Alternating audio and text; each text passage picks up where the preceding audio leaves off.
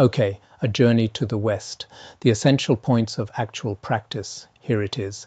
This time I won't give a word-by-word explanation following the original text of Placing Buddhahood within reach, because His Holiness had just given the Manjushri Dzogchen empowerment that afternoon, so on that day he didn't have time.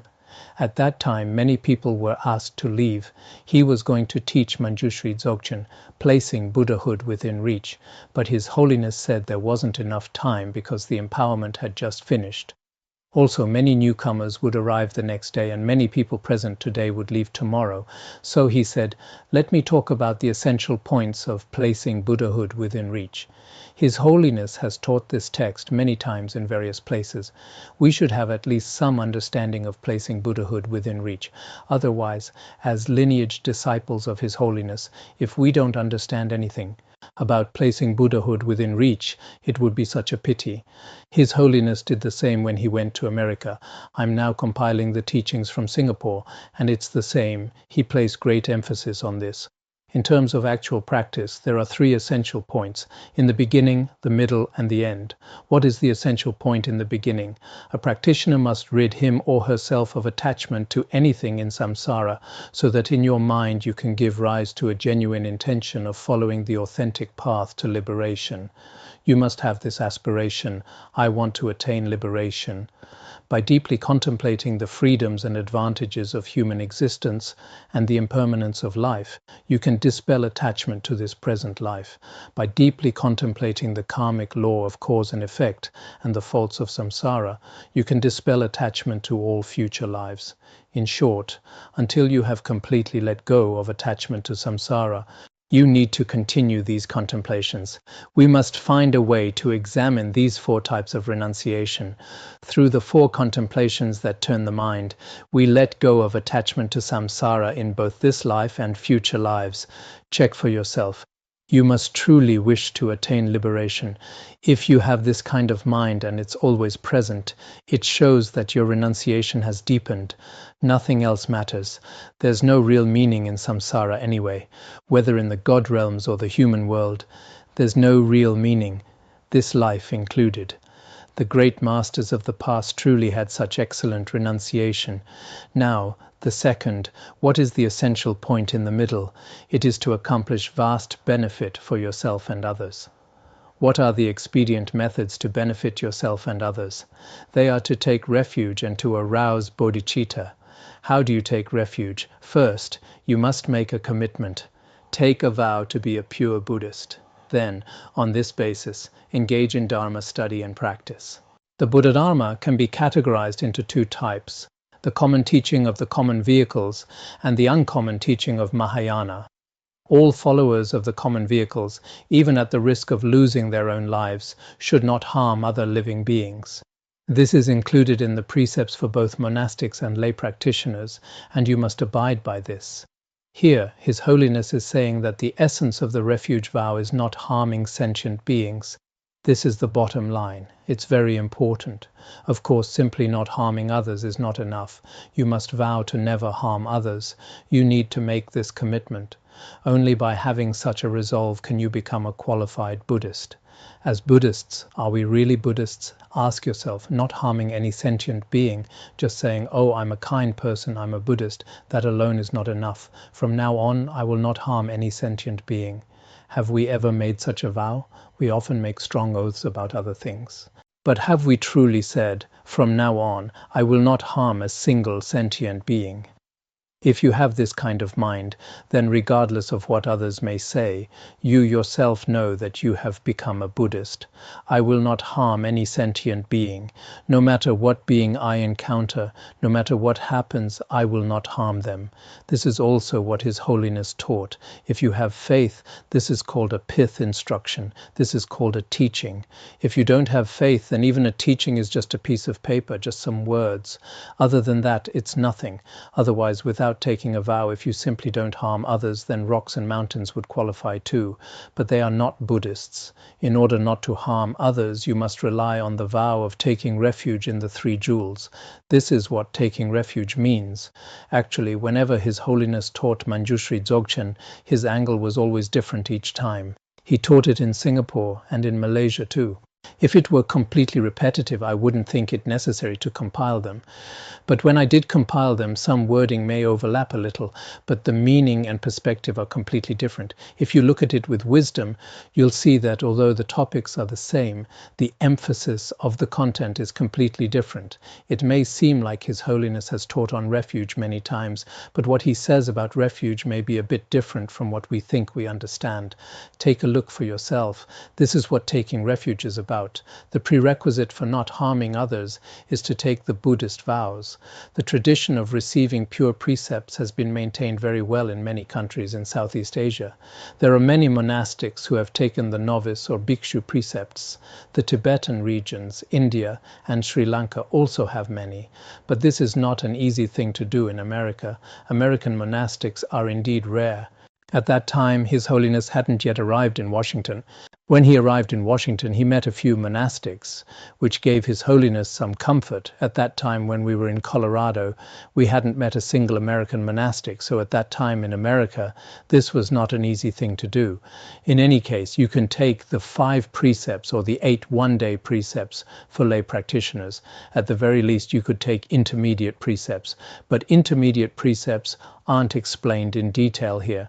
They're discussed in the Abhidharma Kosha. For example, I won't drink alcohol for 100 days, or I won't smoke for a year, or I won't eat meat for a year.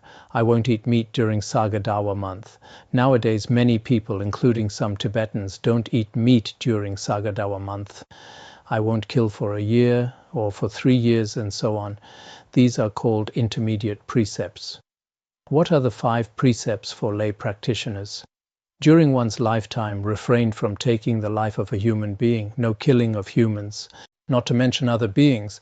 As for lying, refrain from speaking in a way that causes great harm or is seriously deceptive, such as lying about one's spiritual attainments. Refrain from sexual misconduct with a married person based on desire. Refrain from stealing others' possessions. Refrain from drinking any alcohol. You need to hold these vows. It's best to observe all of them and give up all these things. If you truly have difficulty, you should promise to observe in this lifetime at least 1 or 2 of them. If you can hold such precepts in your mind, this is what it means to take the lay practitioner's vows.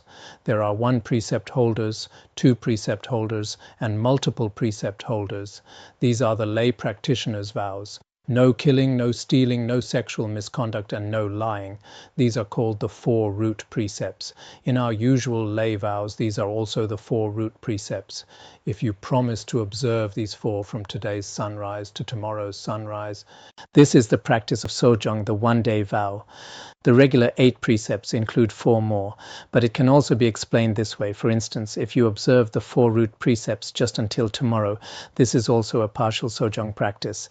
Even if you cannot observe any of these one-day precepts, you may engage in regular practices like circumambulation, prostrations, or chanting sutras, and reciting mantras such as the Mani Mantra, Manjushri's mantra, Guru Rinpoche's mantra, and so on.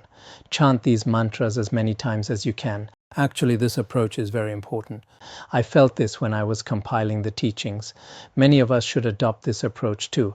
When you meet someone, don't just say, you must keep your vows, you can't break them, you have to do this. Don't be too strict. Everyone has different capacities. If you can take the refuge vow, that's wonderful. Take the refuge vow. If you can take the lay practitioner's vows, that's also wonderful. If you can't take the refuge vow, or the lay vows, or even the one-day vow, if you can't even observe precepts for a single day, that's okay too. Then just recite the Mani Mantra more often. Can you do some circumambulations? Can you recite the Heart Sutra? Can you recite Manjushri's mantra? It's more relaxed this way. This is very important nowadays, especially when teaching the Dharma in Western countries. You absolutely cannot impose your own ideas. You must take this vow from me. If you don't take vows, you can't listen to my teachings. That approach makes things very difficult. Of course, for certain tantric teachings, there's no way to make exceptions. But generally speaking, when teaching, we should give people space, because many people's values have already been formed. This is true in worldly matters as well. In everyday life, saying, you can't do this, well, if someone is already, say, 40, 50, or 60 years old, constantly telling them what they can't do, they're not teenagers anymore. If you nag them every day, they'll get annoyed. It's not necessarily helpful. If they can do it, they will. If they can't, there's nothing you can do. You should teach them the principles of what to adopt and abandon. It would be best if you did this. This is my view. If they don't follow it, there's no need to cut off your relationship with them or get frustrated with them. Nowadays, some parents, for instance, when their children don't listen, keep nagging them endlessly. Actually, this is not helpful at all. When children reach a certain age, they have their own values. In worldly relationships, whether between teacher and student or between friends, you can't say too much to people. At first, reminding them once or twice is fine.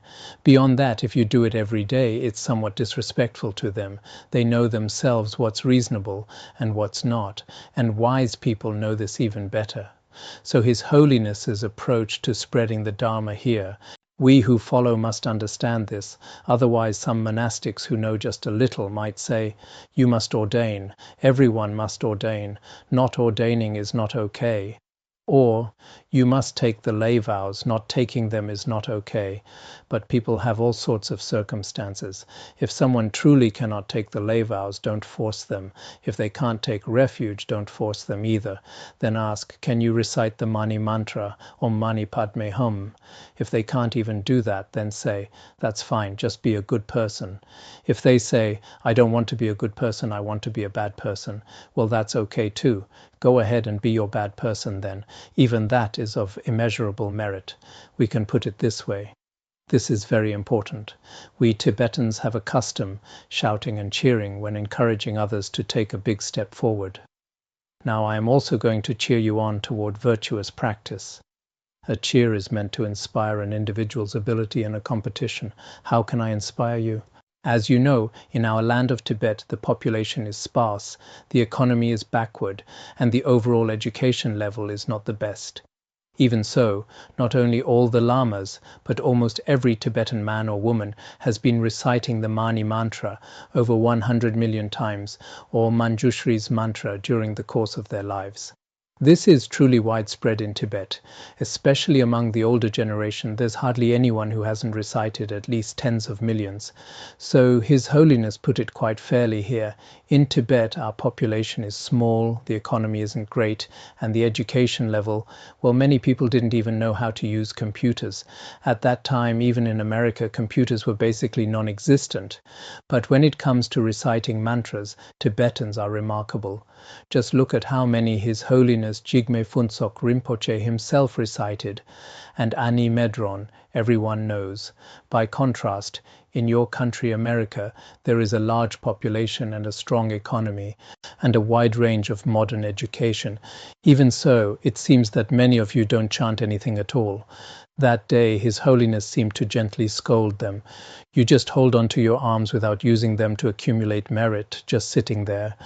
They really seemed to like doing that. It was quite common. Wherever they went, it was like they would either sit like sages or just sit there with arms crossed, not reciting anything. In front of all us Tibetan lamas, do you feel a little bit embarrassed? At that point, everyone laughed. Please do your best to chant mantras.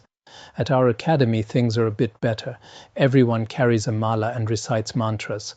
But elsewhere, not just in America, in many cities, everyone knows in their hearts that basically people don't recite. Even among our Dharma friends, right after leaving the academy, they recite for a month or two. But then, once they go back, they sink into the ocean of worldly life and stop reciting again. Many people are influenced by their environment.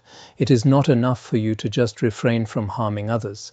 You need to further benefit them with a compassionate and altruistic mind. This is the very foundation of Dzogchen practice. The ultimate heart essence of the Buddha Dharma is entirely about great compassion.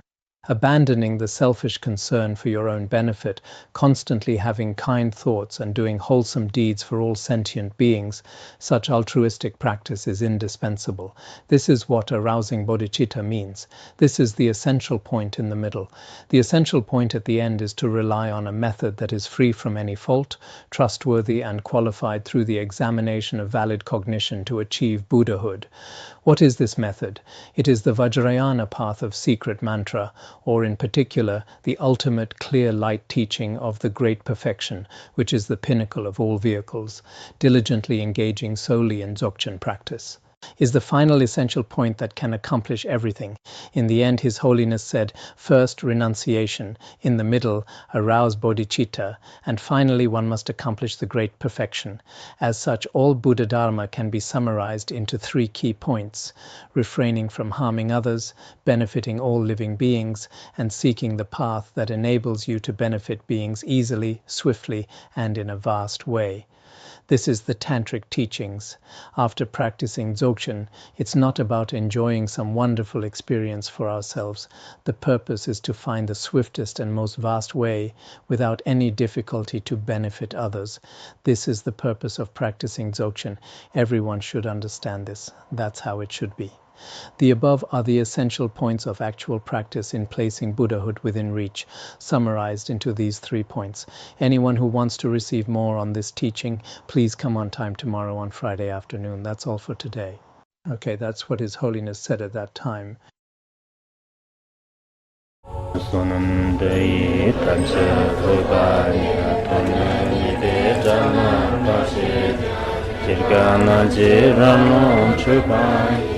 Jupun Solen Droa Bandarangara Badna Sadarda Bandarangara Badna Sada Bandarangara Badna Sadarda